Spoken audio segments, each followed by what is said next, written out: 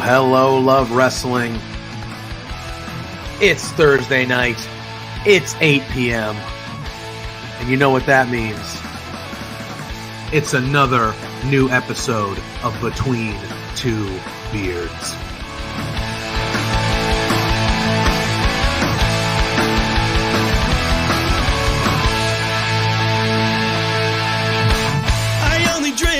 Can we start off with the biggest news of the week? The Rats lost!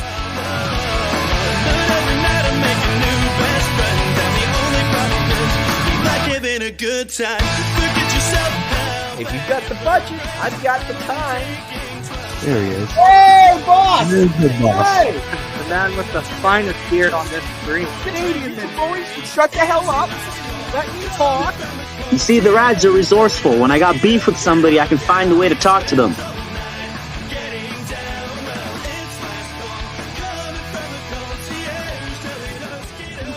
Listen between two beers.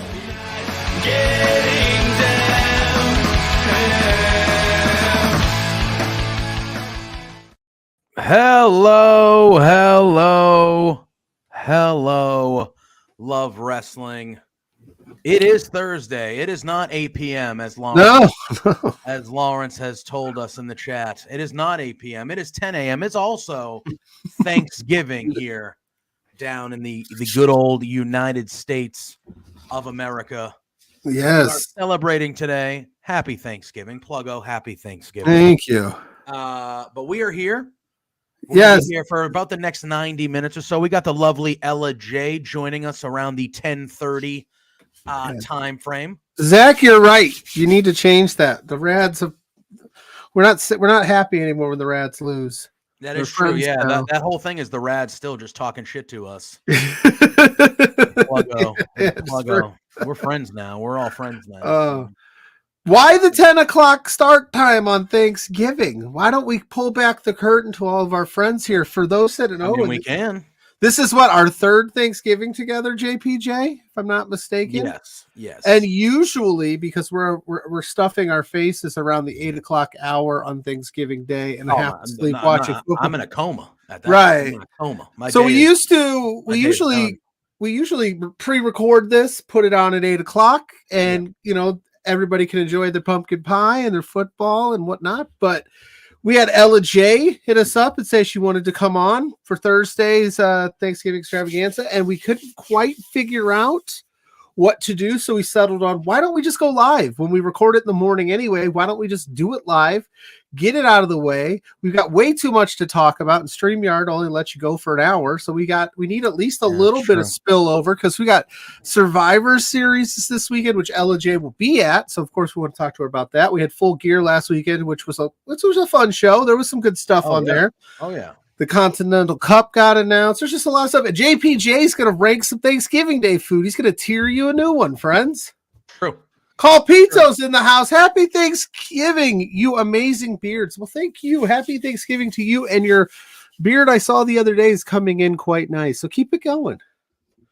Go check out Carl Sports Corner. He does some sports takes now on the Facebook things over there. Yeah, give him some love. He's been a day one for us. Day one. Yeah, so we're gonna talk some Survivor Series. Oh, and there's LPW this weekend. It was a busy weekend. There is LPW this weekend. It was a busy weekend. So yeah, we're gonna talk some. I mean, what do you want to do now? We got about another 20-25 minutes before we speak. You tell me. This is, as you said last week, this is your show. Well, it's Thanksgiving, so why don't we start? By the way, if I mute my mic by accident because I'm coughing, I'm sorry. I've been sick all week, but I didn't want to miss this killer show. So if I start talking and my mouth's just moving, you don't hear anything, it's because I forgot to unmute the microphone.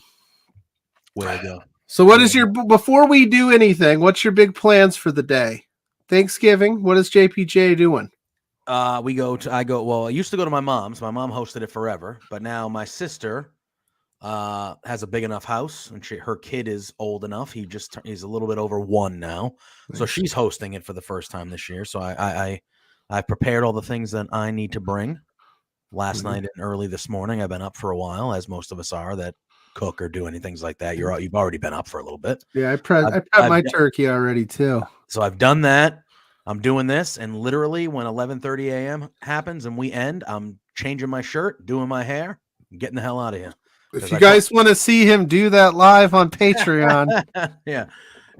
I told my mom, she was like, "Oh, what time you coming?" She was like, "Dinner. We call it Thanksgiving dinner. It's at 1:30." I go, "All right, cool, yeah."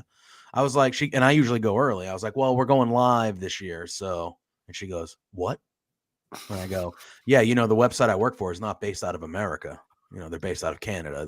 Their Thanksgiving is different than ours. It's in October. Yeah, it's in a different time." Yeah.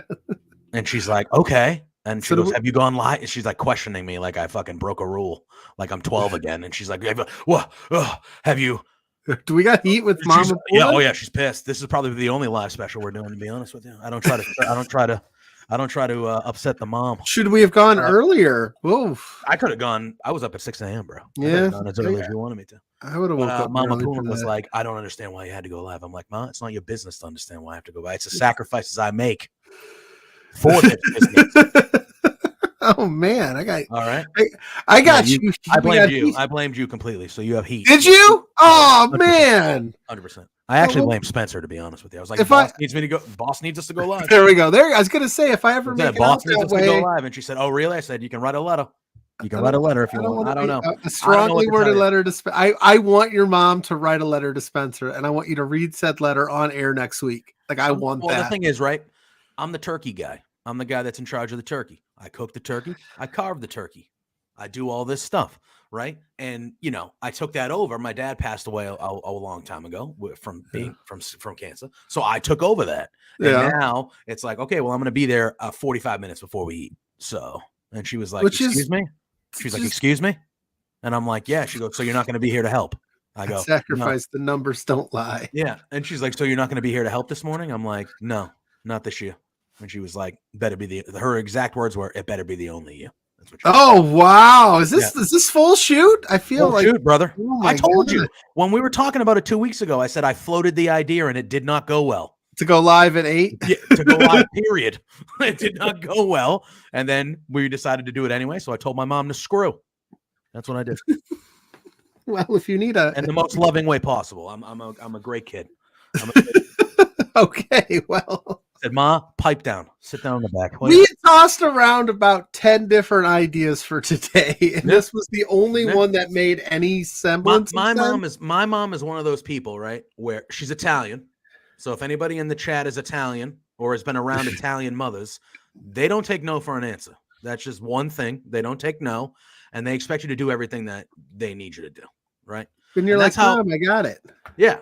And so like, she's the one of those people. She'll be like, "Oh, like not today, but like on a regular day. Oh, your sister's coming over on a Sunday. We're going to have, pasta or whatever. Are you around?" And I go, "Yeah."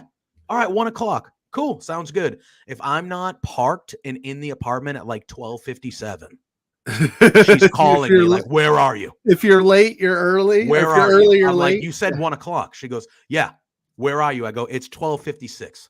Well, listen, friends, because JPJ's got berated by his mom, let's do us all a favor and hit that like button, hit that subscribe. Yeah, we're already at 4. At least I see 4. If we can get I see 7. I see 7. My likes are weird because does it stay on the number? I don't know. We can ask Zach. He's live because I have the broadcast live on my phone over here. Yeah, I got it too. I see 7. I've always seen people in the chat and everyone say different. But anyway, we want to get to 10 likes today. It's Thanksgiving. Let's get to 10 at least. I would like. So at least JPJ can go to Thanksgiving dinner. He can go to Thanksgiving dinner and be like, "Mom, I got 10 likes." I'm gonna have to sit at the corner in the kids' table. She's gonna put me in the kids' table. "Oh, you were late. You're gonna go sit over here." I'm like, "I'm 300 pounds. That chair will break under me. I need stability." Then she'd be mad at you for breaking the chair. Damn right. My sister would be. It's her house. I'd be like, Zach, Next Zach time I just won't Minger, come. happy Thanksgiving to you as well, friend. Welcome yes, in. happy Thanksgiving. We got our Zach in the chat. We got Zach Minger in the chat. We got Omar in the chat. We already said hi to Lawrence and Colpito, but we got some good people in the chat. All right, let's start. Before we get Zach says he sees 10 watching. Come on, let's hit them go. likes. Let's do Everybody it. that's watching should be liking. We right, discovered. Let's do our. Go ahead. Yes, go ahead. We discovered this fun little thing, this tier ranking list. We've done it a couple times. I call it JPJ. Tiers you a new one. Thanksgiving Day food. Sometimes we draft foods, but I like JPJ when he makes these lists because he knows his shit. So we're gonna do a Thanksgiving Day one. No, you know your shit. I do. You know. Oh wait, I should probably do this first. Hold on. So we're gonna put this on the screen. I'm gonna need. All right, share my screen. I'm gonna head over to this. There we go. I think I did it right. Is it showing up? Nope. Nope. I don't even see the window. Oh wait. Yeah, here's why. Because I'm a moron. Got it. I don't see the window for it, bro. Got it. We're good now. Got it. Is it on here though? Oh shit. Oh boy. All right, these are good ones. Get that ad out of here. You can see it. You don't get free ads on my shit. Get that out of here. All right. Can you see it? Because I can't see it. Oh, there it goes. Okay. I can see Got it. Okay. So the ranking for this one, I had to find a few. There's some goofy ones out there. Some of the stuff on this list is weird. I don't know why it's on there, but it's the rankings are I'm leaving if it's not there. So that means you absolutely have to have it. You love it. It's okay. I'm good. Won't even look at it. The first one on the list is apple pie. For Thanksgiving, I'm already gonna be catching strays. It's okay. Go for it. All right, it's okay. It's okay. So first one of the day, baked squash, which was one that I don't think I've had on Thanksgiving before. So some of this stuff, I have not. I have squash. It's not baked though. I usually just have the whipped butternut squash. The squash, I guess, yeah. You know what I mean? That's the squash that I have. So you can adjust it however you want, I guess. No, it's fine. For baked squash, I'm gonna put. There's no other squash. There's no other squash on this list, correct? Is this the only squash? Yeah, this is it. So if you want to adjust it to what you do, I'm gonna take this and just generalize it to all squash. I love squash. Love it. So you love it.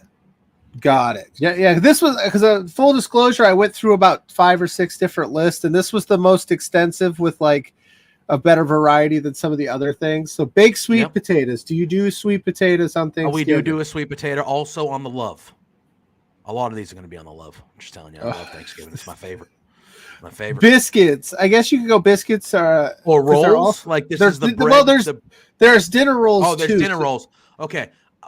I do dinner rolls. We do dinner rolls. However, biscuits in general, I'm good. I love a bit. I'm not going to put it in the love because we don't do it, but I love a biscuit. I'm so good with the biscuit. I'm good or I'm okay. I'm good. Okay. I'm not brown gravy. I'm leaving if it's not there. Brown gravy.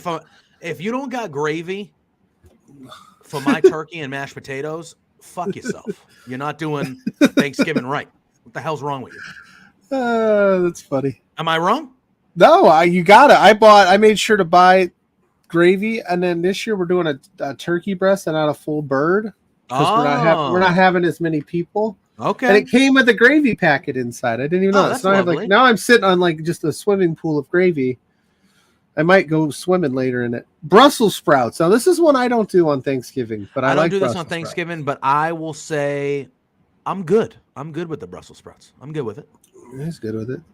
Collard greens is something I don't do on Thanksgiving as well, but I've had collard greens before. They are delicious. I will put them in the I'm good. Oh, look at this. I don't even know why this one is here. Won't even look at it. Compost is trash, isn't it? It's like food scraps. Yeah, I don't know why that's there. That's you're going to eat compost? Must have been an oversight. I think compost is the stuff you don't eat. And instead of throwing it in the trash, you try to save the earth. Hey, come on over to Thanksgiving. We're all going to put a fork in the compost Make sure you get some of that compost on your plate. What the fuck? I must have not saw that one when I was looking through the list. Maybe I'm wrong. I am an idiot. I don't know. Maybe I'm wrong. Right. But that's cool. Cool Whip. Cool Whip. Whip. My God. I love it. Love it. Now, my question to you is, because I bought Cool Whip for my pumpkin pies at my Thanksgiving. Are you a Ready Whip guy, or are you Cool Whip I'm all Cool the Whip. way? I'm that Cool Whip right there. All right. Yeah. Corn casserole. Okay, I have had corn casserole. Corn casserole is delicious, but it is not something that is at my Thanksgiving table. So everything that I like that is not at my Thanksgiving table, I'm good. Okay, I love me a good corn casserole. Yeah, I just don't have it on. It's not part of the Thanksgiving menu. Cornbread, is that part of your Thanksgiving? It is. Love it. Love it. Okay. I don't do cornbread. We got Hawaiian dinner rolls, but I love me a good cornbread. Just corn in general. It's okay. It's okay. It's just just plain corn. I would rather have it in the casserole. I would agree. Cranberry now this could be sauce, controversial. No, it's not controversial. If you think otherwise, you're a moron. Love it. You know what I think I forgot to buy for my Thanksgiving feast? Cranberry sauce. Now that I'm looking at this list, I didn't buy it. Staple, bro. It's a staple. Cream spinach. I'm a forgetful guy. I love cream spinach, but it is not on my Thanksgiving menu, so it's going to be under I'm good. Good. Crescent rolls. There's a lot of rolls on here. Yeah, there really is. Crescent rolls we don't do as well. I'll put it on I'm good. So there's going to be a lot of I'm good because some of these, what the fuck is a grape salad? You know what I'm saying? Like, I don't know what dinner rolls. Love it. Love it. So far, your Thanksgiving, you're leaving if there's no gravy. Glazed carrots. I'm leaving if it's not there. I'm leaving if it's not there. Love me some glazed carrots. Don't forget the carrots. One of my favorite vegetables gravy of all the time. Grape salad. I don't even know. No, that glazed carrots is. I'm leaving if it's not there. I'm not even looking at it if the grape salad's on the table. Like, I'm not even glazed carrots under love it. I'm leaving if it's not there. Oh, sorry, my bad. Yeah, grape salad. I don't even know what that is. So we're putting that. We're not even looking. Green bean casserole. I'm putting under. It's okay. Ooh, could be controversial. Well, it could be because like either you love green bean salad or you're just like there's no like oh my, you know what I mean? Like you either smashing that or you're passing that. Well, you know what I mean? I'm smashing it. However, these regular green beans, love it. I value the regular green beans over the green bean casserole. Okay. That's how I value it in this home. Green Jello salad. Won't even know what that is. Won't even look at it. Won't even look at it. They called that in my neck of the wood, the Midwestern boy that I am, they called it green shit salad, and I ain't having it. I don't even know what that is. I'm in the Northeast. It's not gross. It gives me a headache. Ham on Thanksgiving, won't even look at it. Get it out of here. What? Ham is Christmas for me. Sorry, turkey's Thanksgiving. That's it. Yep. I got a ham prepped right now, a small one. Well, you are weird. You should have saved that for Christmas because Thanksgiving is a turkey holiday, not a fucking ham holiday. Anyway, so red Jello salad, not even looking at it. I can't see the comments. Is anybody flaming you yet? No. Mac and cheese. Here's the thing. I know a lot of people have mac and cheese on Thanksgiving. My family, my whole life, we've never had mac and cheese. It's never been. So you're not even. I'm putting it on. I'm good. I love mac and cheese. Who doesn't? But you're putting it on good because you're not eating it. It's not part yet. It's not on my. Okay. It's not on our menu. I have been tasked this year with I have to make a good mac and cheese, or my daughter will disown me. She also threatened to come down here and take over this whole show, but I think she's still asleep. Yeah, she was on one last. Mashed potatoes. No debate. I'm leaving if it's not there. No, come on. What are we talking about? And then you got to pair that with the gravy. Pecan pie. That is my favorite pie. I'm leaving if it's not there. Can I tell you that for like the first I'm 37. For the first 35 years of my life, for some reason, I didn't think I liked pecan pie. Pecan pie is the best. Right. But then a few years ago, I was like, why didn't I ever try this? And it's delicious. I don't know. Tremendous. I missed out on my entire childhood, I guess. Pumpkin pie. Now this one. This is going to go under the love it for me. What? I'm leaving if you ain't got pumpkin pie. Bro. That's fair. That's fair. I think it's overrated. Red Jello salad. We ain't even looking at all the salads are going in the won't even look at. Yeah, we ain't even looking at. No, that's what they are. Red potatoes, like roasted potatoes, I would assume. I'll put that under. It's okay. Do you need roasted potatoes if you have mashed potatoes? We only have we do mashed potatoes and sweet potatoes. Those are the potatoes. And then roasted carrots. These people carrots, roast. I love. I'm gonna put them on love it. I'm gonna put on love it. What about roasted? I guess these are roasted potatoes. I mean, those are I would put those under it's okay as well. Okay. I don't see the need to have that many potatoes. I don't either. You know what I'm saying? Scallop potatoes. Same thing. All the potatoes are going under it's okay. I would say this, like if I went to a Thanksgiving meal and you had scallop potatoes and mashed potatoes, I could mess with that, but I don't need roasted red. Yeah. Now this was the one when I saw this list that I thought was odd. Won't even look at it. Same steak. With ham. Get out of here. I love steak, but not on Thanksgiving. For the record, I love me a ham. A nice glazed ham. Love it. You love me a ham? That is Christmas and Easter. That is that in my family. Those were the, I'm not religious, but those were the religious holiday meals with ham. I'm just saying I like a little salty ham. Like I'm not a big one. I'm not going to go crazy. I'll cut a small one up. I like a little bit. Stuffing. Leaving if it's not there.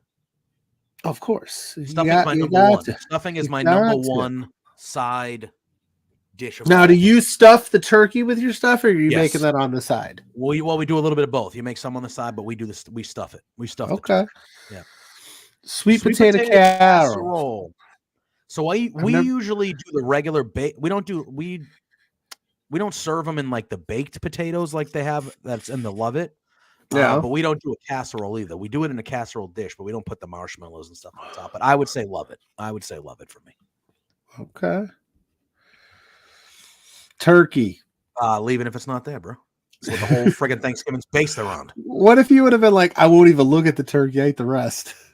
I mean, for the most part, I'm going to be honest with you. Of all the things on the I'm leaving if it's not there, the turkey is the least amount. Yeah, I'm with you. I'm with you. The turkey. I will take like two. I will take 1, 2, or 3 like decently sized pieces, and I like a leg. If there's a leg there, I'm taking a leg. I made a fancy compound butter for my turkey. Oh this year. Shit! You did get fancy, bro. And I stuffed it in there. Oh, dude, I'm whipped cream. This is what I was talking about. The Ready Whip. I mean, I prefer the Cool Whip. I'll say it's okay. I prefer the Cool Whip. You have to. I feel like Cool Whip is a must for Thanksgiving, and then if you got Ready Whip, I can make do. I'm easy to get along with. White gravy. We don't do white gravy. I love a white gravy though. So you ain't looking at it. I'm good. You're good. Okay. So that was nice. That was nice and easy. That was painless. Yeah, we make it painless. So JPJ's. He's leaving your Thanksgiving if you don't have stuffing, turkey, mashed potatoes, pecan pie, brown gravy, and some glazed carrots. I feel like those are the essentials. Now, and it depends on where you live. Because like down south, I'm sure collard greens are an essential. Yeah. Mac and cheese, I know, is an essential for a lot of people. So it depends on really what you grew up with and where you live. But at least where I grew up in the Northeast and with my family, yeah, I feel good about this. Stuffing, turkey, mashed potatoes, gravy, carrots were at every. You gonna say Happy Thanksgiving to JPJ? What is this kid doing on my damn show? Why are you here? I don't know. Say Happy Thanksgiving, and then you gotta get out of here. Get this kid out of here. All right, go back upstairs. Happy Thanksgiving, though. I'm just kidding. Say Happy Thanksgiving. Oh, now he's sad. Now he's being a grump. Now he's mad that you kicked him to the curb. Wait, could he hear me? I don't know. No. Good. All right, we're gonna stop sharing the screen. We'll come on back. If I white do this gravy, right. White gravy for me. That's more of a like when I go like I would get and I get like biscuits turkey. And gravy or something like that. Yeah. So you're telling me that you have ham and turkey? You do the double meat? Yeah, I just sometimes the kids don't eat the turkey. Hey, we're live, bro. We're live, buddy. We're live. You're messing up. Where are your superiors? We are live, bro. Got a kid running around back there. Get him under control. That's what everyone needs on Thanksgiving morning. JPJ yelling at children. This must be get him out of here. Holiday. Where are the parents? It's Thanksgiving. I'm the parent. What do you mean? You're the only parent in the house on Thanksgiving you wanted to go live? What's wrong with you? She's upstairs. She's probably doing something. I don't know. He's a sneaky guy. Ella J is backstage cracking up, so we might as well just bring her on. He's scolding a child. No, I was laughing because your internet was freezing as you were scolding a child. God. Happy Thanksgiving. How are you? I'm good. I forgot my good webcam at home, so I'm a little bummed about that. But at least I remembered my microphone. Yeah, so. yeah. It's good. You're going. So did you? Yeah, go ahead. I was gonna say, No, did you happen to catch JPJ's Thanksgiving foods list? So I saw the beginning of it when he was talking about like squat. Most of them went to the "it's good" category. So Yeah. I saw the beginning of that. What is your go-to? Like, what do you? If they don't have it at the Thanksgiving dinner, you're out. So people who know me make fun of me because I'm a very picky eater. So like I'm very plain when it comes to Thanksgiving. Like give me some turkey, give me some like dinner rolls, and then give me like chocolate or apple pie. Like I'm good. That's all I need. That's fair. I agree. Like I feel like the things that I like the most are like the standard turkey, mashed potato. Like I don't, they had all those. See, I don't even eat mashed potatoes, so you already got more than me. I know. What? You guys brought me on for the wrong holiday. No, I brought. What about You stuffing? asked to come on. I know. I did. Do you like stuffing? Are you a stuffing person? I mean, I don't hate it. I don't reach for it though. That's fair. Oh, Pluggo's yelling at us. Kid nice is. Pluggo's now yelling at him. He's gonna get the hell out of here. We're live, bro. All right, we're not messing around. I don't know what's going on. You muted yourself. You yelling at him? No, I just told him he's banging. He's playing with the little toys, like right here, banging on him. I'm like, just go play over there. Yeah. I didn't yell. I just would go play over there, dude. Take them. I don't care. He just looked at you. Was like, they're Legion of Doom bendies though. So all right, that's not bad. So he's playing with something cool. But I said, yeah, go play over there. I'm trying to talk. We're professionals here. Well, we have Darren the Amazing just popped in saying Ella with an exclamation point. What's Happy up, to Dara? see Ella. We got Spencer behind the glass at Love Wrestling saying morning friends. And we're one like away from our goal. So let's Are we smash already that. now? All right, Yeah. so let's keep the likes coming on the I YouTube. am one of those likes. And before we talk about Survivor Series that you're going to be at this weekend, and one Randall J. Orton is going to be returning. Randall K. Yes, I say J because it's funnier to me. Okay. Did I or did I not see you singing last night on the internet? You did. How was it? But then they cut off the good part. How was Dynamite? It was a good show. I got sick on the way over there though, so that wasn't fun. Oh no, that's but it was because traffic was crazy. It was like an hour Uber ride instead of like normally half hour because of it's a day before Thanksgiving in Chicago and people are huge travel day. So but the show overall was really fun. They taped some ROH stuff before and after, and then Dynamite itself was really good. And obviously I got to hear Metalingus, so that's nice. What I came for. So I got it. They cut off though chance to feel alive at the end though. I'm a little bummed about that. Cut it off. Yeah. I know they cut it off. That's not great. Matt Reichels in the house saying in his Roddy Strong voice, Ella! Adam! That was funny too when Adam's like, we're no longer best friends. You're not my best friend anymore. And Roddy's just like, I did like the Chicago crowd when Adam was in the ring cutting the promo. You could hear the crowd doing Adam, and it was like the Ric Flair woos, like before the match. Like one person says it and then everyone says it. It felt like the Adam chant. That was funny. Like I went to Fastlane and I took Mrs. Plug out, and people were doing the for LA Knight, and she couldn't understand at first why people would say, one person would just go and then like 30 other people in there scattering around the arena start yelling so that's always a fun thing. I said wrestling people, our people got each other's backs. If one person yells something like Adam, 30 other people got you, so you're never alone. Wrestling is awesome. Every time I try to start something though, it never catches on. What? I don't believe you.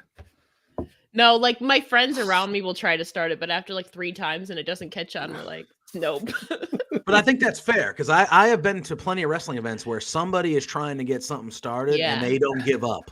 And it's like, buddy, see, I give up. It ain't working. It ain't working. Sit down, Maybe that's just me.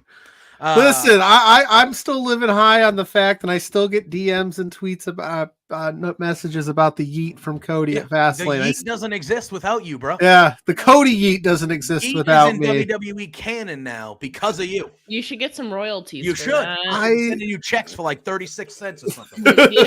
What they should be like I said, Jay was doing it the whole press conference. Cody was being professional. And I was like, no, you got to do it, man. Mm-hmm. So if I'm never invited back to a WWE presser, that's why. But yeah, it was a good time.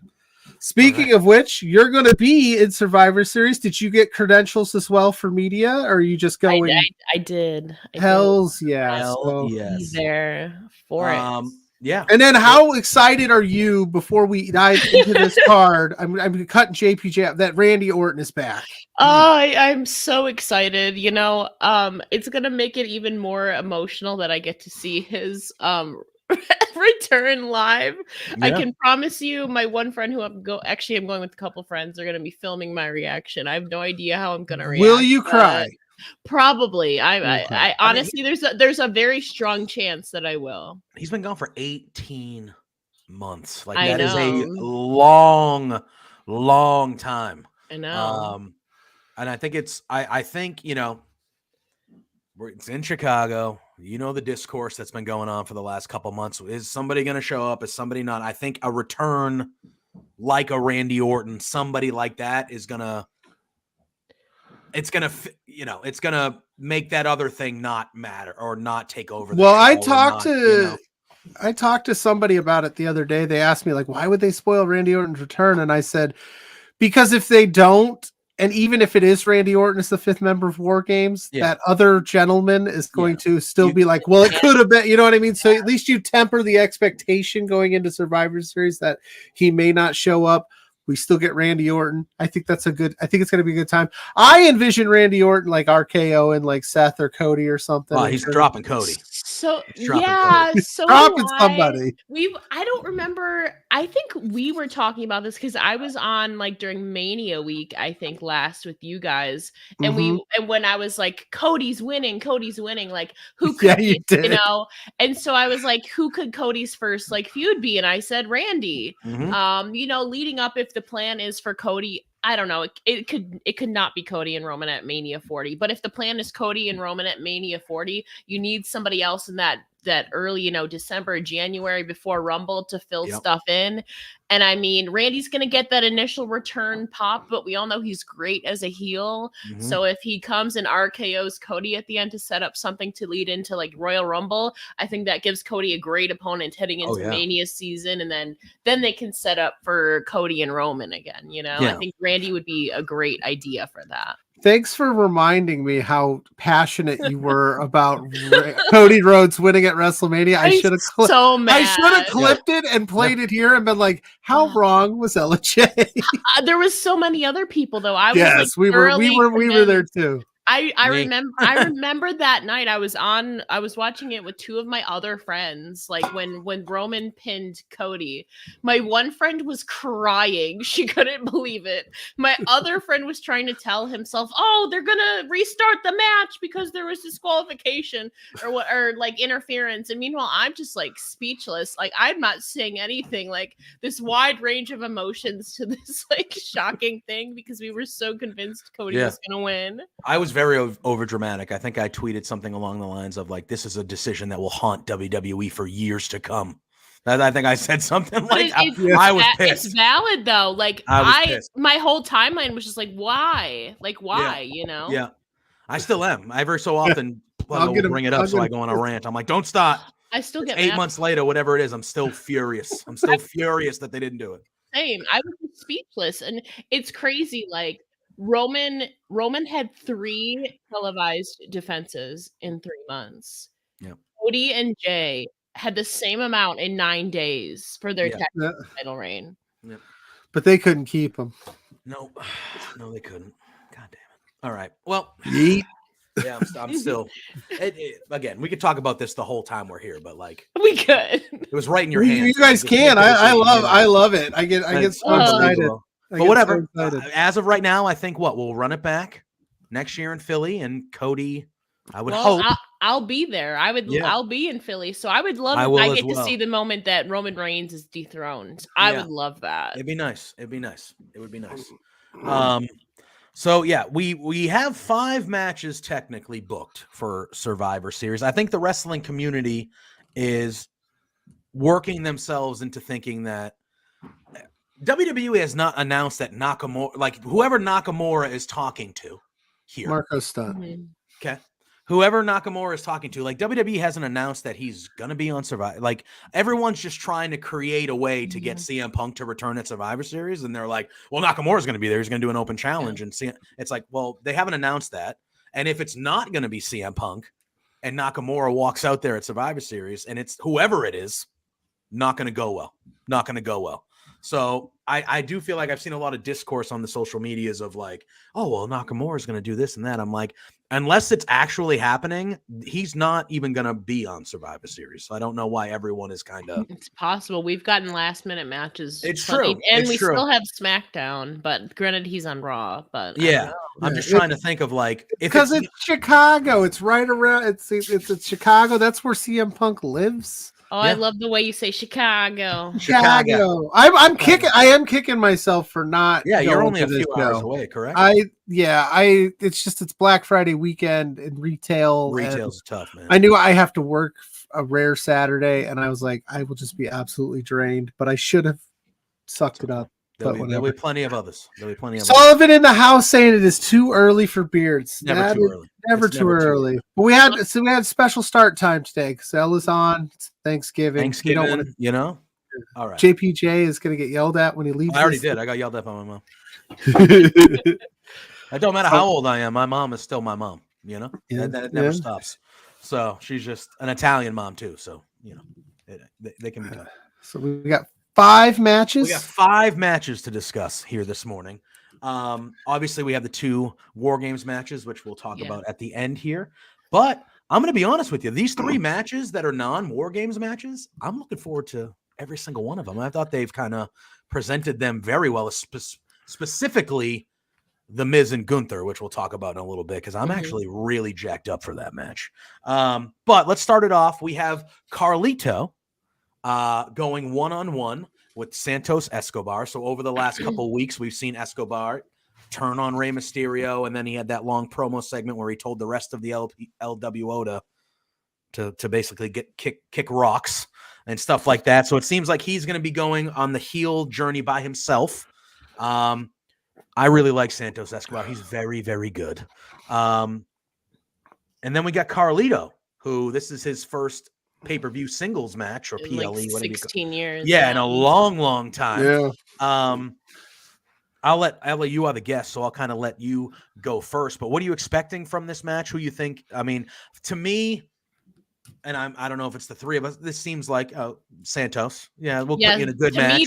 This is the most clear-cut kind of prediction my way. I think Carlito's gonna get the same. I hope they change back to his normal theme song, but that's beside the point. I do not like the new theme at all. When he came out at Fastlane to his return, I was like, what is this? Oh, it's Carlito. Give us the old music, please. Yeah, like he just came out to his regular music at Backlash. Why change it? I don't know. But to me, this is the most like clear cut like winner, like Santos Escobar. He just turned on like the LWO, and I don't know if he's going to recruit other members to make his own faction or something, but it's clear that he's setting himself up on a path that doesn't involve the LWO after this. So for me, I think a great way to set him up and raise his stock and cement this heel turn is to get a win over a legend like Carlito and a former Intercontinental and United States champion like Carlito. Yep. Plug up. I had initially thought that Santos would take over like the LWO thing, and they would be heels, and they would just be heels, and he'd kick Ray and Selena out, and Carlito would do their thing. But doesn't look like that's going to happen. But yeah, I think he wins this thing. It would be crazy if he lost. I think that would just be such a misstep. Like, why go through all that just to have him lose to Carlito? No, I love Carlito though. Yeah, no, I agree. I think, like Ella said, this is easily like, hey, let's get Santos a good win. Yeah. Obviously they're playing off that Ray got injured and stuff like that. Do we think that they stretch out the Ray, like that's the Mania match? You think that's where they go? It depends how long Ray takes for recovering from surgery because he just had knee surgery, which I don't think he's going to be back by. I mean, I don't know how serious his knee injury was, but I know he was dealing with it for a couple months. Yeah. It depends on how long he's out on recovery, I think. Yeah. All right. So then we have for the Women's World Championship, we got Mommy Rhea Ripley. I would make an argument she's the best person in the whole company of WWE currently, going up against Zoe Stark, which I am a big fan of Zoe Stark. I think the time she had with Trish and that whole thing did a lot for her, and I really enjoyed the way how Trish lost the match on her last match, but 11 likes, let's go, people. That's how we roll. 15. That's how we roll. Tell four of your friends to hang out while they prep their turkeys. Come on. Thank you. Yeah, exactly. That hurts so bad because and I really like the way how Zoe Stark was the last person to kind of put Trish away. You know what I mean? They had that last moment. And she's going up against Rhea Ripley, and Rhea Ripley has been unstoppable for a long time here. Plug, I'll let you lead this time. This is easy for me. I think Rhea's the winner. I'm just curious on how much offense they're going to let Zoe get. Are they going to essentially job her out? Which losing to Rhea Ripley is not a bad thing. I want them to give her a good showing. I want it to be oh shit. I want her to lose, but oh my God, this Zoe can hang. She almost beat her. A couple almost false hope spots But it's Rhea, right? I don't think this is the spot you drop the title. No, for sure. No, but I think this is one of those things where Zoe Stark is going to lose, but she's going to win in the end because she's going to look great. Right. That's what I want because I love Zoe Stark too. We talk about her very highly on this program. Yes. And if it's a 5-match card, I don't think they're going to job her out. No, yeah, exactly. Yeah, I would agree. But again, man, you say then again, you never know. Both War Games matches are going to be long, so that's kind of they might be why they can get away with a 5-match card. But they might be oh, so we got to drop her in 2 minutes. I don't think so because I hope not. They've built up Zoe pretty, and she's aligned herself with a person like a Shayna Baszler. They've made her look still pretty strong, even if she is going to lose. So I have Rhea retaining here as well, but I think Zoe's going to get in some great moments. There's also the Judgment Day factor though, and also Shayna Baszler might. I just interviewed Zoe last week. And I brought that up, and she's like, "Well," I was like, "Well, you have Shayna Baszler right there, so she has Shayna Baszler kind of in the back of her pocket if anything happens." But Rhea, of course, has the numbers though. But then again, those men are going to be more focused on the men's war. I would like that to play a factor. Maybe commentary will do a good job. Maybe Rhea's been too busy focusing on the War Games with Drew and that's been Zoe's point. Is Rhea is so focused on all these other things, the boys, and all of that. When she's been making googly eyes at Drew. Yeah, when she hasn't really been focusing on her own match. So Zoe's pointed that out. So maybe it could come into play. Let's hope. That's the move, WWE. If you're paying attention, if you're watching on Thanksgiving, Triple H, like you should be, we're printing you money. Yeah, 100%. I expect this match to be very good. I expect this match to be very, very good. Zoe Stark Rhea Ripley's one of the best, but Zoe Stark is very, very good in the ring. I expect this to be a potential match of the night, non-War Games. You know what I mean?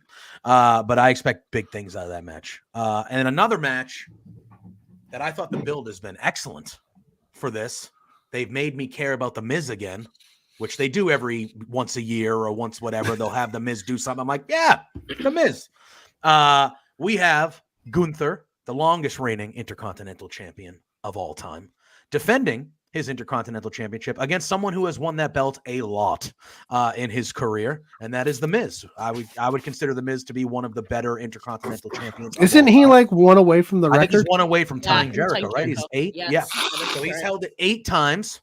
I've really enjoyed this build. I think Gunther kind of minimizing Miz's career, the way he's been speaking about the Miz on screen and even in interviews. He had a good one with Chris Van Vliet the other day. If you haven't watched it yet, I think it's done Miz a favor because, again, Miz is one of those guys where for a lot of the time he's just kind of, you know, somewhere in the middle and he's whatever, but like he reminds you, whether it's a big promo or he has a big feud or something like that, he reminds you that like, hey, I've been here for like almost 20 years. Like I'm a first ballot Hall of Famer. Like I've done a lot of stuff. You know, he just he reminds you of how good he is. I've really enjoyed this. Ella, how have you enjoyed the build with Miz and Gunther? And this is another match for me that I'm like, Gunther doesn't have bad matches. He doesn't have bad matches. And Miz can, with the right opponent, the Miz can have a real good one too. He's a lucha legend. Yes.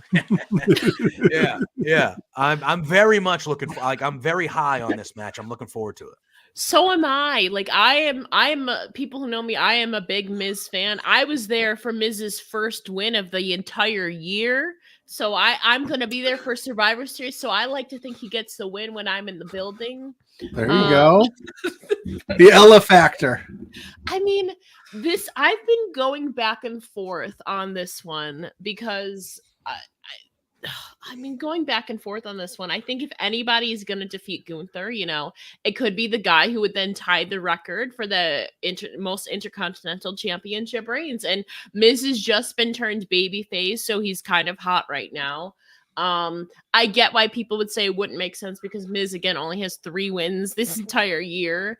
But he has that history, like he keeps pointing out. And if anybody's going to lose to Gunther, I think Miz is a good option, like historically. But I keep going back and forth on this one because I don't know, because I keep also going back and forth on the women's War Games one. I'm kind of set on the other 3, but for me, like, I'm trying to balance like number of heels winning versus number of faces winning on this pay-per-view.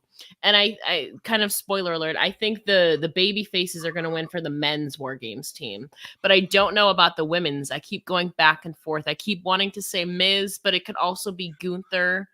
But if Gunther wins, then you need the women's War Games team to win. So 2 baby faces win that night, and then 3 heels win the singles matches.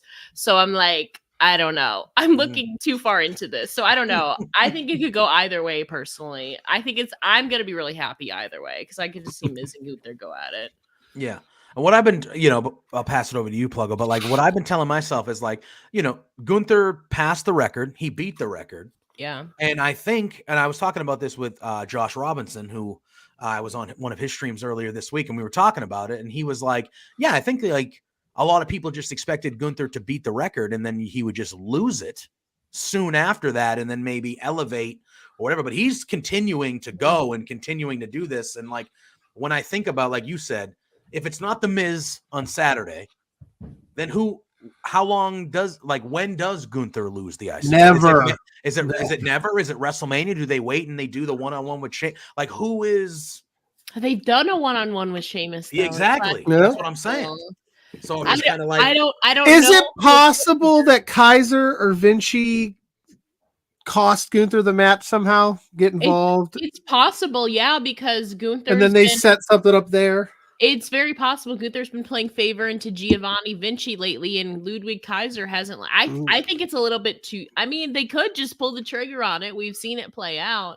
You know, I think maybe this might be too far out there. If it's not the Miz, it could be the man who has not yet won an Intercontinental Championship in his WWE career. Would be John Cena to finally make a Grand Slam champion.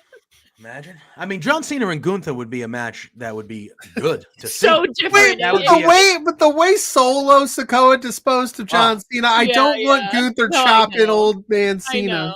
I know. I don't know at this point, like who else, like. Yeah, unless you're running something back. Unless he just like forfeits it. I was gonna say, can he pull a Samoa Joe and just be like, I've beaten everybody? Yeah. And lay it down? That's the only other thing I could see happening. Yeah. But wouldn't that be like a weird, like not a, I don't want to say weird, just a sad end to like the most historic Intercontinental title or whatever? I mean, it would make sense though, you know. Didn't Asuka did that for the NXT? She did, but I think she was injured. Yeah. Oh, yeah. Okay.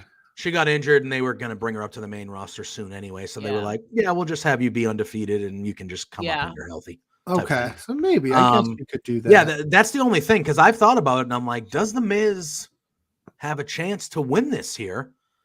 And here's one of the things: Chicago, right? Great wrestling crowd, always.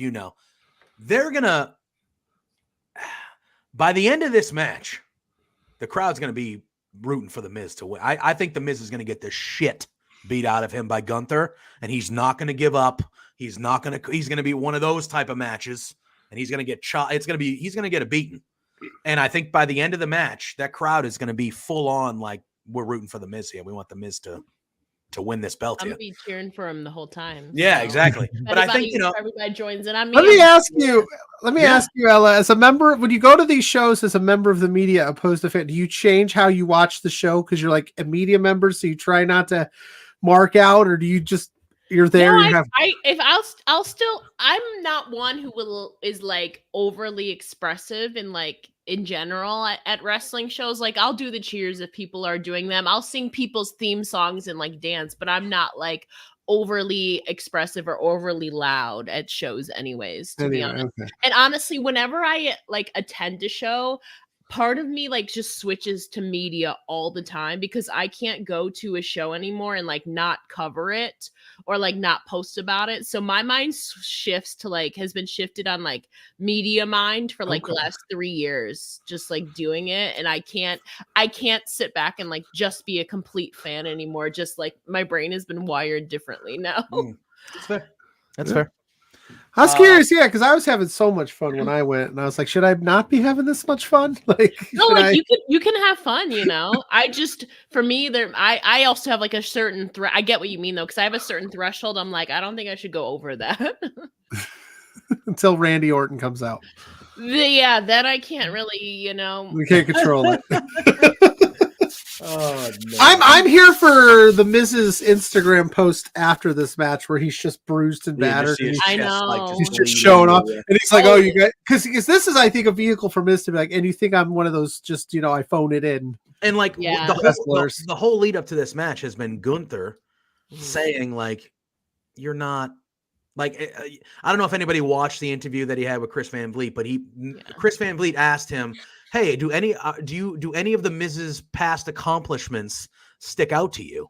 And I'm not speaking word for word for Gunther, but like he said something along the lines of like, I can assure you that I have never paid any attention to any of the Miz's accomplishments. Like, and then he said, when the Miz was at his height, 2010, 2012, whatever, like I considered that to be like a dark time for WWE. That was when I wasn't watching it because it wasn't real wrestling or something. Like he literally, that's just mean. Yeah. So he's been like demeaning the Miz. And I think in this match, the Miz is the way it's going to play out is the Miz is he's going to try to prove to Gunther, like, dude, I'm not some pushover here. Like I am one of the greatest of all time. I am the only 2-time Grand Slam guy in this like that is me.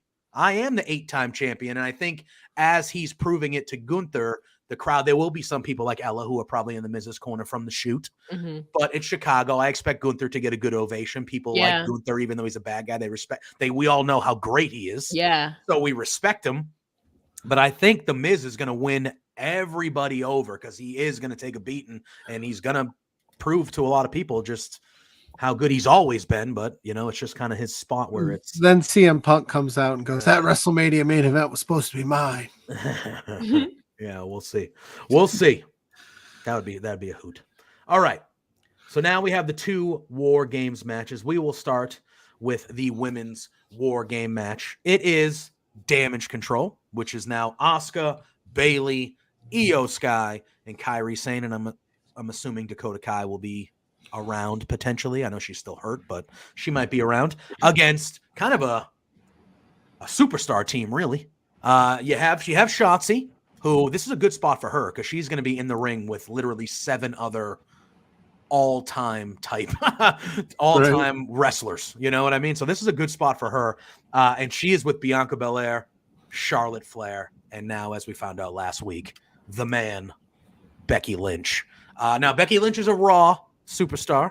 The rest of these are SmackDowns. How have you felt, Ella, about, once they were looking for a partner, it was a no-brainer. It's like, well, Becky is the only one that's left to be a part of this. How do you feel about, a Raw person being on the SmackDown team. How'd you feel about how they inserted Becky Lynch kind of into this story to kind of complete the teams here? I think it made sense. They built it up as Bianca Belair was trying to recruit other SmackDown women naturally, as she should. Mia Yim, Michin, and then Zelina Vega got attacked by Damage Control, which again, that's kind of Damage Control's MO. They got the numbers, they'll attack. And then when all of their other babyface SmackDown options they were left out of, calling somebody who has a history with Damage Control extending into WrestleMania of this year. So just like 6-7 months ago, Becky Lynch was in the midst of a feud with Damage Control. So, and obviously Charlotte has a lot of history with Becky, both, against each other and together. So I think it made sense. And it also you're not going to leave Becky Lynch off of, Right. I mean, they left her off of SummerSlam, whatever. But when you have a women's War Games option and you're looking for somebody to fill that spot, Becky Lynch is a great option. Now, do I think that they are going to win? I've been going back and forth on it because just semantics wise, are they going to have a full heels are going to win except for the men's War Games team, or are they going to balance it out more?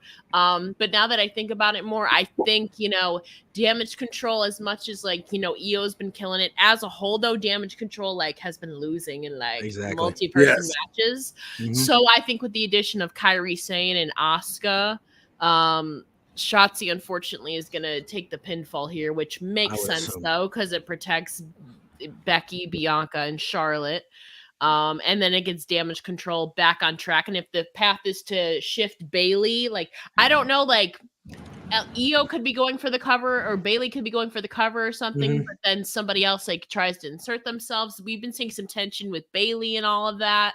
Bayley kind of turning babyface. I think there's going to be more layers to this story here. So I was going to say, do you think that maybe the way that I see it right now is I have four heels winning out of these 5 matches. But do you think maybe Bayley could screw up in the match and cost Damage Control, and then that furthers the tension that we got going on here?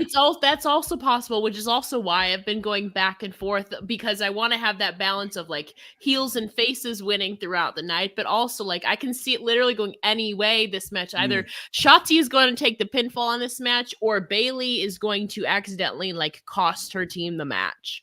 I don't see it any other way. Yeah. Which way though are they going to choose? I don't know. Are they going to pull Bayley babyface again? I don't know, and kick her out of Damage Control. It could go either way.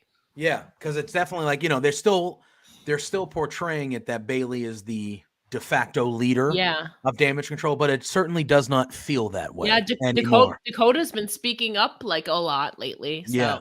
Yeah. So there's a lot of dynamics in Damage Control, and now when you add in Kairi Sane and Asuka now.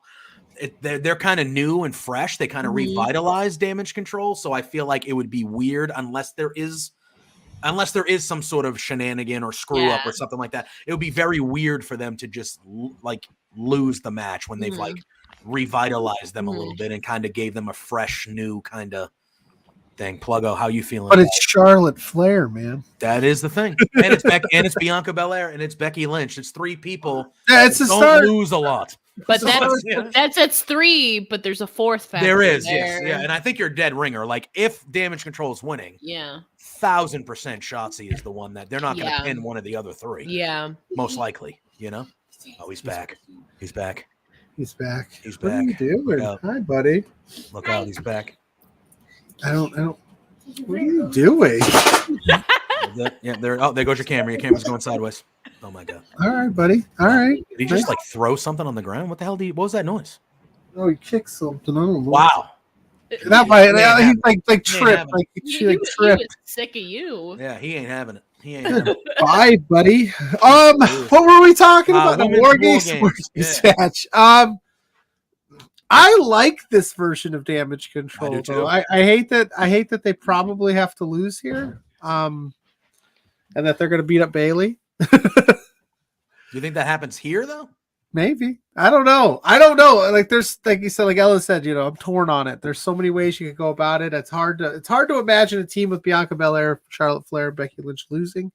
It's also hard to see that you would put all this effort into making this Damage Control look formidable just to have them lose, but that's the whole point of war games. So I'm stuck. I don't know. If I just have to pick one, I guess I'm taking Damage Control to win. I don't know.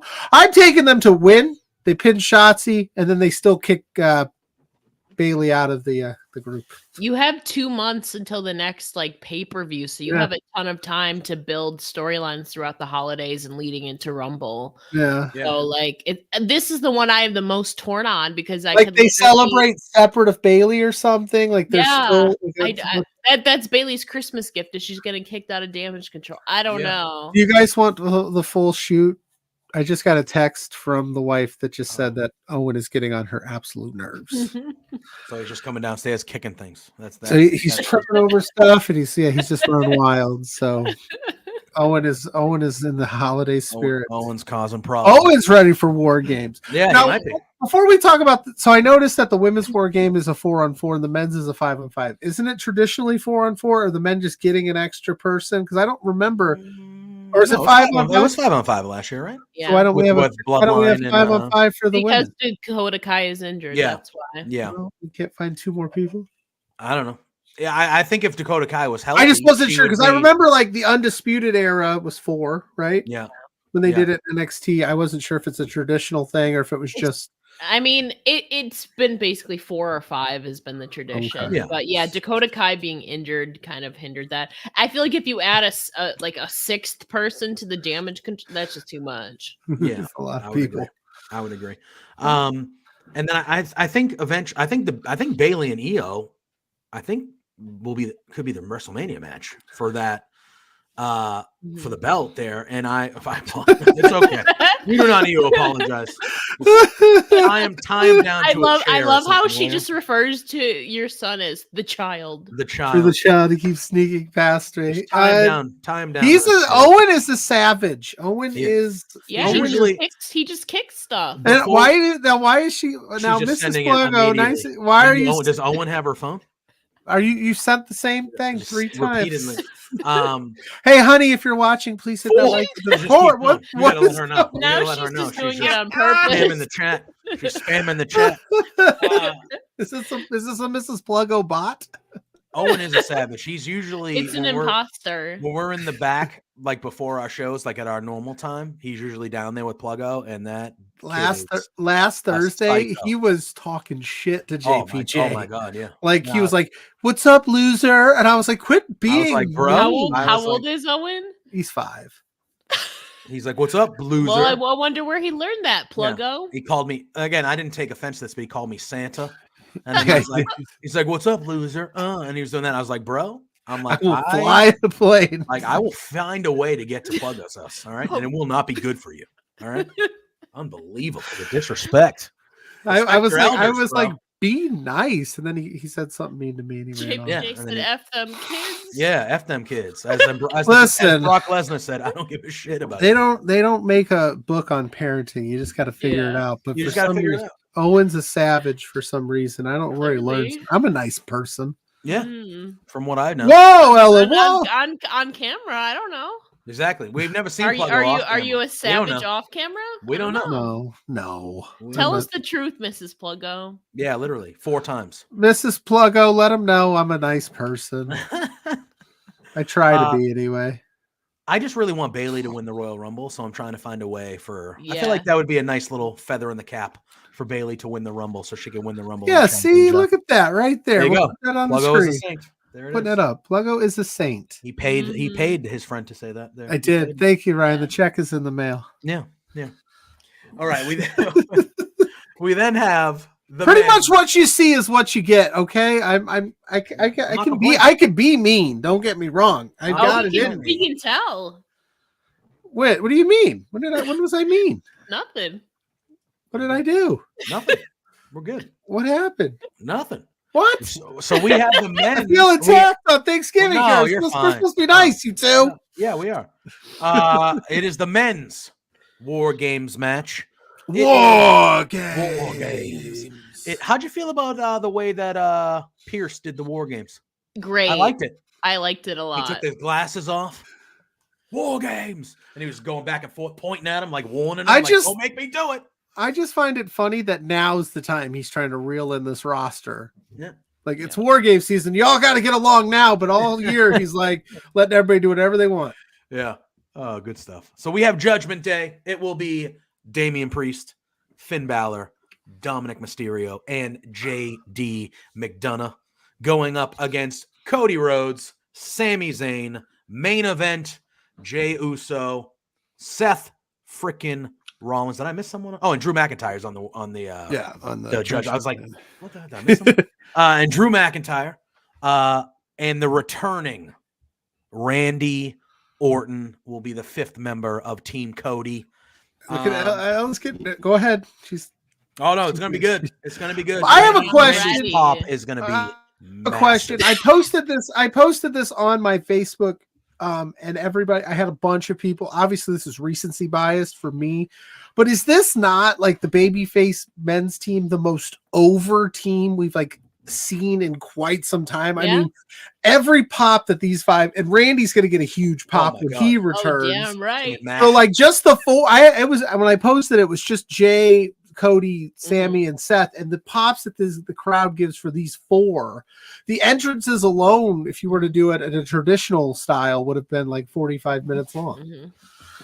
Oh, but has there been a team this like over in a long time? Like name one, I can't remember. Like so, people said the Bloodline last year, but even then, I don't think was like that was mostly Sammy. Anyway, yeah, Sammy was the one that was over. The rest of them were. There you go. Pluggo is a softie. I'm a softie. See, I'm not a. See, I'm a nice guy. I'm a sweetheart. I would agree, though. I do feel like it's a super team. It's a super team. Yeah. On the men's side of it. Those are the 5. You can make an argument that the 5. Besides LA Knight, they might be the 5 biggest baby faces in the company. Mm-hmm. And at least Randy's going to get the babyface pop before at the end of the night he drops Cody's ass with an RKO. But we'll get there. Isn't that kind of a bummer? LA Knight is not here. Well, they teased it because didn't Cody show up on SmackDown to save LA Knight? So I was like, they're not going to do Randy. They're going to throw LA Knight in there, kind of like what they did with Becky, like kind of, Yeah. But no, we got Randy and Colpito. I don't know if he's going to turn heel during the match, but that's what I want in this match. Is I want Randy Orton just RKOing everybody.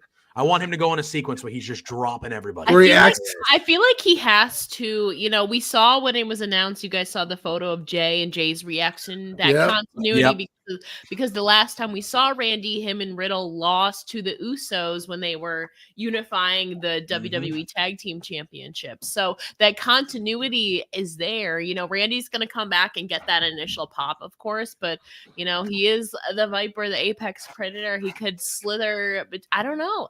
I think he's definitely going to at least RKO one person. He could RKO everybody. I don't know if he's going to turn right away, but I do agree that I think we're going to get the return of heel Randy. Mm-hmm. Just the history he has with Cody. It just makes so much sense. And Cody was leaning into it. So, I mean, obviously he was announcing them, but he was leaning into it so much. Oh, somebody I have a legacy with. And like, he's just doing all that, like that stuff. It's like, dude. Ted DiBiase Jr. Do you remember what the legacy was? It was Randy bullying you two to be his friggin' henchman. That's what that was. Right. Like, so, he didn't treat you well when you were in that, So, yeah, I think it's just a matter of time. Can we talk about how good Jey Uso has been to this whole thing? Like, all of his facial reactions, the timing of everything. Dude's been an all-star with this thing. Like, I've loved it. I was very skeptical when they broke him up and how main event Jey Uso was going to play out, but he's doing such a good job.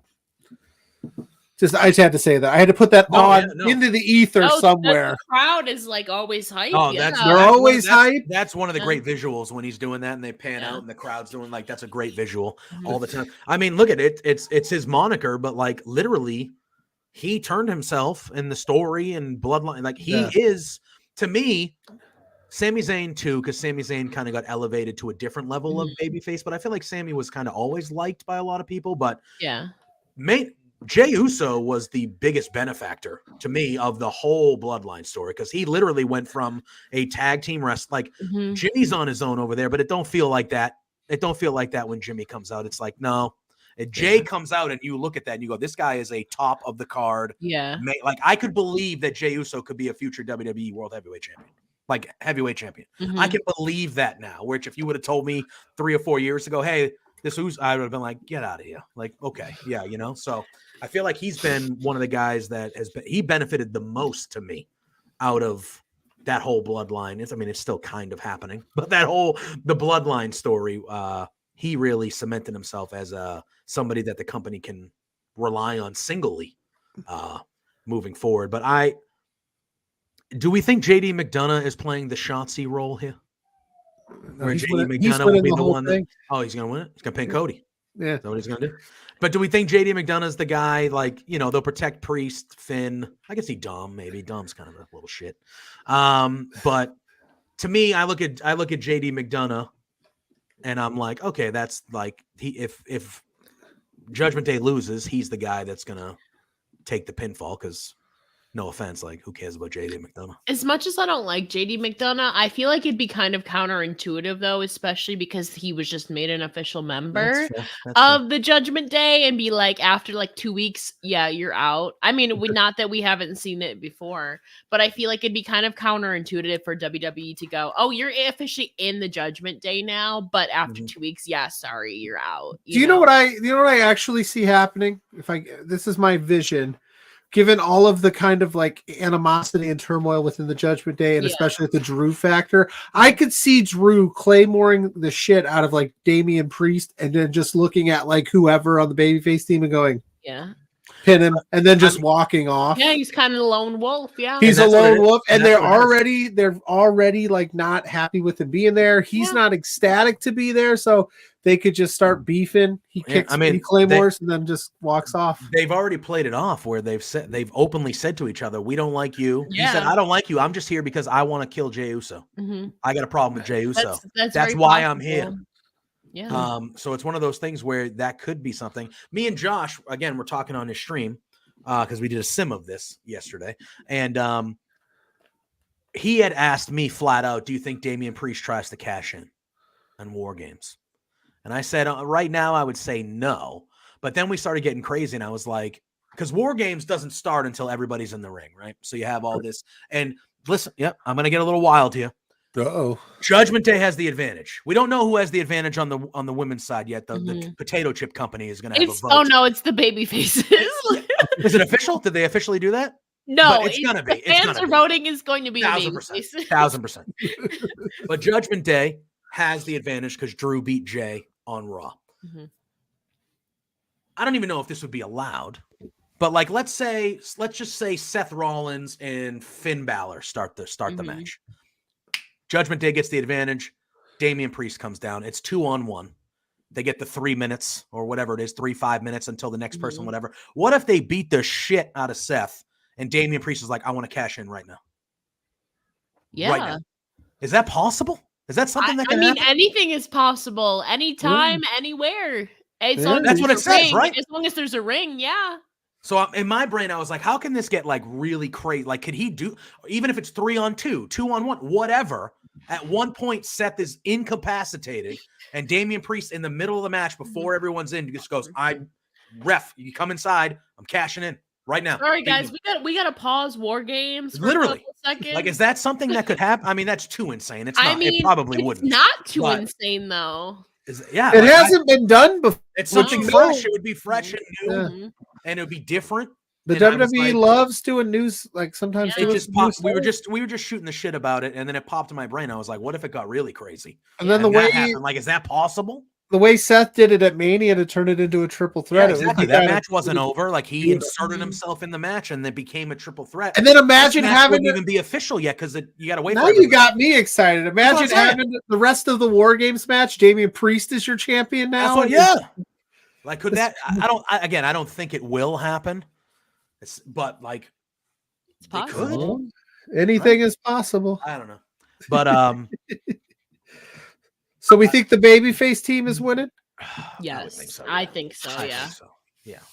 I would think the babyface team wins, and then whether they do it the first night he's back in Chicago or not, I think eventually we're getting to the maybe it's on Raw 2 days later. Cody brings the team out, they're celebrating. Hey, thanks for coming back and helping me, and then Randy drop whatever. Like pose a Brock. Yeah, it's happening. It's happening. I don't give a shit about your kids. Yeah. What were you going to say? Do we think? I was going to say between both War Games matches, do you think we see a Tegan Dakota moment where somebody gets just beat up at the cage and doesn't even get into the match right away? No, I think if anything, the only thing that might happen, like you said, would be Drew just attacking Damian in the ring. I don't see him attacking him because Drew wants to get into the ring and beat up Jey Uso. Okay. So I don't think we're gonna have a cage moment. I think we could have teams either Damage Control turning on Bayley or Drew turning on Damian Priest. I think one of those two options is very likely to happen.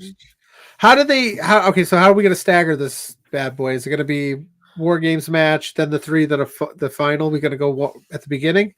I've never been to a War Games, so I don't know. I don't think they started. I was there in the building last year. I feel like the men's War Games is definitely going to be main eventing. I have no doubt about that. I think we start with I go match, War Games, match. Yeah, I was going to say I would start with Gunther and The Miz. I was just about to say that, like the IC title, and then the women's War Games, and then probably Santos and Carlito, then Rhea, Zoe, and then the men's War Games. Yeah, because I gotta go to dinner on Saturday, so I'm going to be jumping into the fray maybe a little late. Doesn't your family know that there are more important? Doesn't your family know that there's more important things today? This is a holiday, bro. This is different. We have never been live the whole time we've been doing this. I know, this is true. This is a special occasion with a very special guest, LJ. Thank you for coming and hanging out. For sure. Thank you for having me. Absolutely. Always. Just hanging out, yeah. Now you are in Chicago currently. Were you there for Full Gear as well? I was not. That was in Los Angeles. I'm an idiot. Never mind me. I don't even know where the hell we are. I wasn't Dynamite last night though. That's right. Maybe I'm an idiot. While we have you for the next 15 minutes or so before we get out of here, I do want, because we just talked about Survivor Series, which I think you're going to have a great time. I think it's going to be good. I think War Games is really revitalized Survivor Series big time. But I did want to get your opinion on some Full Gear stuff, if specifically Hangman and Swerve. So I have yet to watch that full match. Okay. I still have yet to watch the full pay-per-view, but obviously I've seen the clips and everything going on there, what an amazing moment for Swerve. I think maybe just for me, but I think a lot of people were maybe expecting Hangman to win since, I wasn't. Yeah, it boosted Swerve to I mean, he had already, gotten the victory over Hangman at Wrestle Dream via the help of Prince Nana. But to get a legit victory after a bloody gruesome match, it's funny that he was kind of hung. Yeah, his loss was as the result of being hung. It wasn't the barbed wire, it wasn't everything else going on there. It was the steel chain at the end there, the cinder block. Oh my god. Yeah. What an amazing moment for Swerve. And I mean, you guys saw that he's not intended to be a babyface, but we were cheering the heck out of Swerve last night, and Swerve went out. We were cheering him last night. So I think he's set up, to be it. He just elevated himself. And now he's in that Continental Cup too. Is that what's called, the Continental Cup? Classic. Classic Cup, classic thing. Yeah, so he's like a front runner for that now too. Yeah, he has to be. For sure. And like Ella said, he came out to a babyface reaction last night. It was not, now he's a sinister heel. I'm sure he could get the crowd to get on him again. Who he's facing, but he's a big money babyface for them whenever they want to do that too. That guy's insane. And it was just whole vibe, his whole when he walks out to the ring, he just cool. I wish I had an ounce of his coolness. Yeah, you see him and you're like, that is the coolest guy that's ever existed. Yeah. I wouldn't be getting made fun of by JPJ and Ella on my own stream because I'm a mean guy. You cut it out. But no. No. And then so last night, okay. Uh-oh. No. The MJF and Adam Cole stuff. I wanted to touch on that because last night was the first time. Well, they were in the ring together, and we saw the devil on the screen. Because a lot of people, myself included, think that Adam Cole might be the devil. And last night they were obviously both in the ring when the devil kind of appeared on the screen and was laughing and stuff like that. There were, and I know you said you haven't watched the full thing of Full Gear yet, but there were a lot of people that were kind of in the middle, I would say, about how the main event went down. Not so much the match, because I feel like once the match happened with MJF and Jay White, it was a good match. But kind of what led up to the match for a world title kind of felt a little too schmozzy. A lot. And also Jay White losing to a guy who was one good leg. Exactly. So coming out of that, and I think, the match Jay White had last night with Roosh was amazing. Yeah. And he got the win. So like they're clearly, he's going to get back on the right track here. But were you one of those people that were like that could have done better by Jay White a little bit? Or I get it. You want MJF to continue his reign, but to have Jay White lose to a guy with one leg, that's a little, especially if Jay, I think they said was undefeated at that time or something. They pointed that out. I believe MJF pointed it out last night. Yeah, I defeated an undefeated Jay White. To be defeated by a guy who has one good leg, that's a little, I don't know. Yeah. I think it's a little bit damaging. Obviously Jay bounced back, but I think it's a little blip that's damaging. Yeah.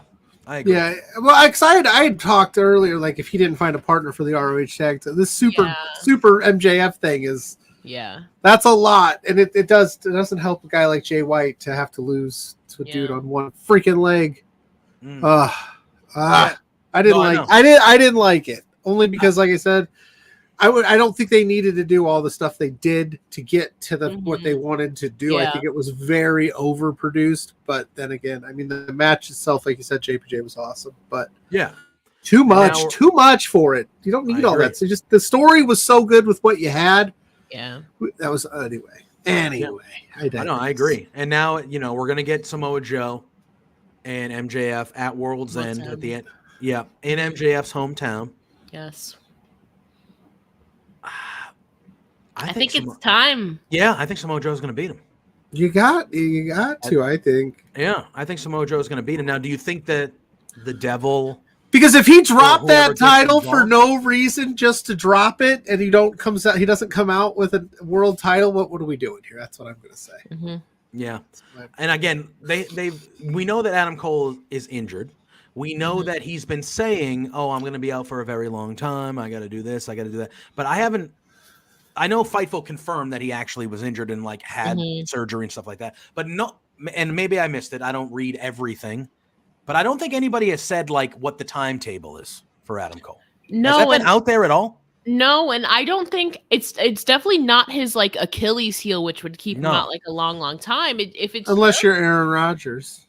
Yeah. If it's just your ankle, though, I wouldn't expect you to be out a year, 6 months. I would think maybe 3 or 4. I don't know. Yeah, because to me, in my brain, it's been 2 months now. It has, and by the time we get to World's End, you're at 3 months. Yeah. So in my brain, and this is wrestling brain for being a wrestling fan, the majority of my life, I'm at World's End, they're calling it World's End. I think it's kind of a double thing because I think MJF's world is going to end. He's a world champion. Yeah. Yes, it's going to, and I think it's going to end because, and again, this is why I ask about the timetable with Adam Cole, because in a perfect scenario, if I have the pencil, the devil gets involved and costs MJF the match, Samoa Joe wins the title, and then we find out that the devil is Adam Cole in MJF's hometown. He gets that immediate, he's going to get heat anyway, but he gets that immediate nuclear,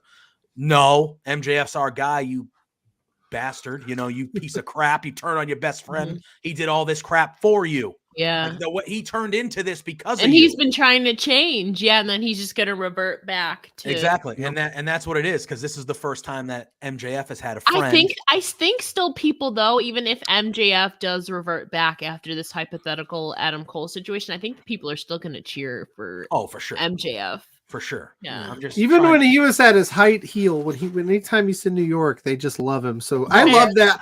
I love that wrinkle about AEW. It doesn't matter your face or heel in our city. We love you. I love that. I think it's fun. Big time.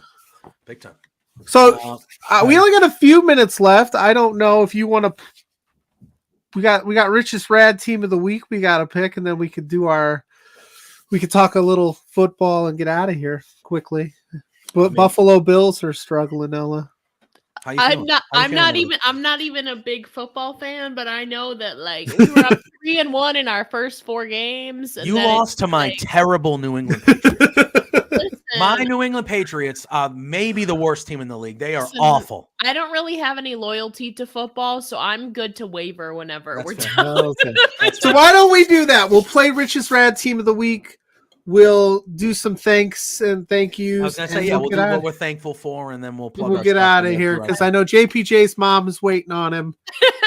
And Mrs. Pluggo is now waiting on me because my crazy son is up there pulling probably some crazy stunts. And probably burning the house. Come back down and just start tearing stuff off your shoulder. I would have been like, APA clothesline from hell style, just one time. Oh my God. Fair enough. No. Fair enough. So let's do that. Rich King's ready, and he's in good spirits this week. This is the most happy we've seen. He's bounced back. He bounced back. All right, here's Rich King and his Rads Team of the Week. Down, fellas, listen. It's been a down couple of weeks. Rich's Rad Team has been swinging and missing. I can't believe that Minnesota lost that game last week. But you know what? This week, U.S. Thanksgiving. LPW 21 to wrap up the big year of 2023. Rich's Rad Team is coming up clutch. Now, I could talk about my Houston Texans as the underdog of the week. I could talk about my Arizona Cardinals as the underdog of the week. But Rich's Rad Team of this week is going to be the New Orleans Saints. The New Orleans Saints go up against the Atlanta Falcons. Atlanta has looked like absolute dog garbage, whereas New Orleans has at least looked competent. Their defense is tough. They have good pieces on offense. So I'm begging, I'm pleading, please, New Orleans Saints, come out on top. Back to you guys. The New Orleans Saints. He Absolute needs that dog garbage. That's a new one. That's a new one. My first thing, I was like, what is dog garbage? I thought he was going to say it. I was like, is he going to swear? No, dog garbage. Good stuff. All right. But that's Rich King, man. He's struggled the last few weeks, but he figured it out. Hopefully this week he'll figure it out. He's got a big match coming up at LPW 21. He is in the scramble match. Yeah, and that's also on Friday night. So I know tomorrow. I know today is a holiday down here in the United States of America, but tomorrow night at 9 p.m. Eastern, 7 p.m. Mountain Time on twitch.tv/lovewrestlingca, we have LPW 21, the chain wrestling. Yeah. Another stacked card for us, so be sure plug on. Killer Kelly's making her debut in LPW. Yep, going against our girl Taryn from accounting. Yes. Plus we have Michael Richard Blaze going against Lumberjack Larry Woods for the Grand Championship. We have a scramble match, tag team championship match. We got a whole hell of the card. Carolina versus 7. Jack Pride's taking on Tara Zapp, Tony Baroni, and Rich King for that scramble championship. We also have a number 1 contenders 4-way match with Stephen Crow, who was on our show last Thursday. Michael Richard Allen Clark. Yep, Zoe Sager, and Reed Matthews. And then, of course, T.Y. Jackson versus Travis Williams. Your new challenge. That's going to be a banger. That's going to rule. It's going to rule. Yeah, so we got a great card, as we always do, 9 p.m. Eastern, 7 p.m. Mountain, right over on our Twitch channel. Pluggo and I will be in the chat along with Zach and others, as we always are. But today is Thanksgiving, so before we get out of here, why don't we go around the room? We'll start with our guest, Ella. Ella, what are you thankful for this year on Thanksgiving? And then you can plug your stuff, and then we'll get on out of here. Oh, there's a lot on Thanksgiving. I'm not obviously home. That's what I said this year. That's what I said. So what did I say? Pluggo, she's talking. Sorry. Jesus. I'm getting yelled at.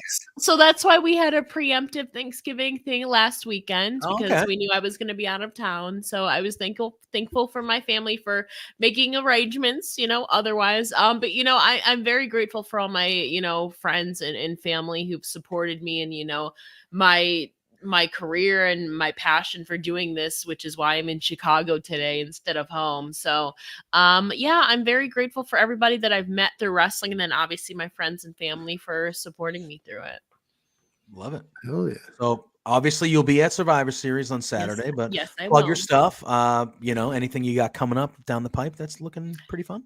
Yeah, I believe my interview with Zoe Stark is dropping today, or it dropped late last night. I'm not sure about that, but I talked to her about Rhea Ripley, Survivor Series. We talked about Ivy Nile and a lot of other things. So check that out on SC Scoops' YouTube channel. I will be there on Saturday. If you're at Survivor Series and you see me, please say hello. I'm super excited. Still have a lot of exploring to do in Chicago. Easiest way to follow me is at It's Ella J on Twitter. I don't call it that other thing. If you go to the link in my bio there, all my links to all my projects and podcasts are all there in one place. I'm not Lawrence going restart the show. I just got back. Restart it. Good thing for you, Lawrence. You can watch the replay right after we finish. It'll be on youtube.com/LoveWrestlingCA. So you can watch. And I think I know why Spencer's yelling at me. I think you said Michael Richard Allen. Yes, I think I did. I do that on occasion. Sure. He's got so many names. It's hard to keep them all. The longest name in professional wrestling. All straight, but I love it. What are you thankful for? And then plain and simple, man. I'm just thankful for everybody that gives me even a little bit of their time in their day to be a part of their lives in the Twitter sphere, on this show, my wife, my kids, my family, all that fun stuff. But no, honestly, like even if you just follow me on Twitter and you let me in your life, that's cool. I'm thankful for that. I'm thankful I get to do this show. I'm thankful for you, JPJ. I'm thankful for you, Ella. I'm even thankful for Spencer, who yells at me all the time. But since we're doing our plugs, you can find me at Pluggo_ on Twitter, at Pluggo Loves Wrestling on everything else. You can find the show page at B2Beards on all social media platforms to stay up to date with what we got going on. We got a lot of cool stuff coming up to end the year. So please stay tuned and enjoy your Thanksgiving and have a fun and safe one. JPJ, take us out with Sue so we can get you out of here. Yeah. I'm thankful for my family. I'm thankful for the both of you. Pluggo, I'm very thankful for you. I wouldn't want to be doing this with anybody else. It's been a good, what is this, 130? This is probably done 140 though, with the specials we've had and things like that. This is 129. 129, yeah. So we've been doing this for a long time. I couldn't ask for and think of anybody that I would want to do it with besides you. I'm thankful for Spencer, Love Wrestling. I'm thankful for Ella, all the guests that we have that give us the time of day, really. Like the fact that they want to be, like the fact that you reach out to us, Ella, and like, hey, I'm free on Thanksgiving. I'd like to be on the show. Like, that's just insane to me. It always will be. So I'm thankful for everybody, my family, my friends, things like that. Everyone be safe today. Get a little wild. Have some fun if you're going to be celebrating. It's a holiday. We can celebrate, but do it safely. Don't do anything stupid. All right. Call somebody if you can't, drive or something. Yeah. Do smart things, but have a little fun. It's a holiday. Hopefully most of us have the day off today. We're enjoying ourselves. You can find me at JPJ Loves Gaming on all social media platforms. I, like Ella, still call it Twitter. That's where you can find me. Mm-hmm. Threads, Blue Sky, Facebook, all of it. You can find me on Twitch as well, on JPJ Loves Gaming as well. Thankful for everybody that's been in the chat today, spending some time with us, talking a little bit of wrestling. But yeah, I'm thankful for all of it. It's been a fun ride these last few years, and hopefully it just continues to get bigger and bigger, and we get to do more things and more opportunities and stuff like that. Yeah. So Pluggo's gonna go yell at his son now. He is, and I'm gonna go get yelled at. What is that? Pluggo's gonna go yell at his son, and I'm gonna be the son that gets yelled at by his mother. That's what's gonna happen here. That's how my Thanksgiving's going. Look what you've done, Ella. Look what you've done. You're tearing this family apart. I know. Ella, thank you as always. You are always welcome here. You reach out, we'll reach out. Anytime you want to hop on, you are more than welcome. So thank you for spending part of your holiday with us this morning. I appreciate that. Thank you for having me. Absolutely. Anytime. We're going to see Sue. Everyone say happy Thanksgiving to Sue. You'll catch me and Pluggo LPW tomorrow night, 9 p.m. Eastern time on Twitch. Firmly AEW with me and Drew Sunday morning at 10 a.m. You doing your thing for exposure this weekend? No for exposure this weekend. The shoot job and with everything going on, it's kind of tight. So we'll be back next weekend. All right. And that's why I didn't plug it this week. Next Thursday, back to the normal time for me and Pluggo, 8 p.m. Eastern Standard Time, right here. On Which YouTube. I might have a big announcement about that. So for exposure next week, it might be huge. Oh, there you go. There you go. Yeah. All right, everyone. We're gonna get out of here. Say hi to Sue. Thank you for everybody hanging out. Have a great rest of your Thanksgiving or your Thursday if you're in a different, you don't celebrate. But either way, we'll see y'all real soon. Peace out. Hey there, Plugo and JPJ. It's Trent's mom, Sue, and I have a bone to pick with you. So, I understand that you guys are being real idiots and spending your entire monthly budget. You've got to be kidding me. This is not the way to be when you're trying to run a business. Your boss, Spencer, is really pissed off at you. I'm pissed off at you. You have some nerve. Get a grip. You have to control yourself. You can't just go out and spend all the money that you're making, you two beards guys. Oh no, this is coming out so stupid. Anyway, behave yourselves, or I'm going to cut you off from watching AEW. You're no longer going to get to know, be able to meet my son. What? Or me. I'm sorry, this is like, I don't know. Anyway, thanks so much for being fans. Watch yourselves. Knock it off.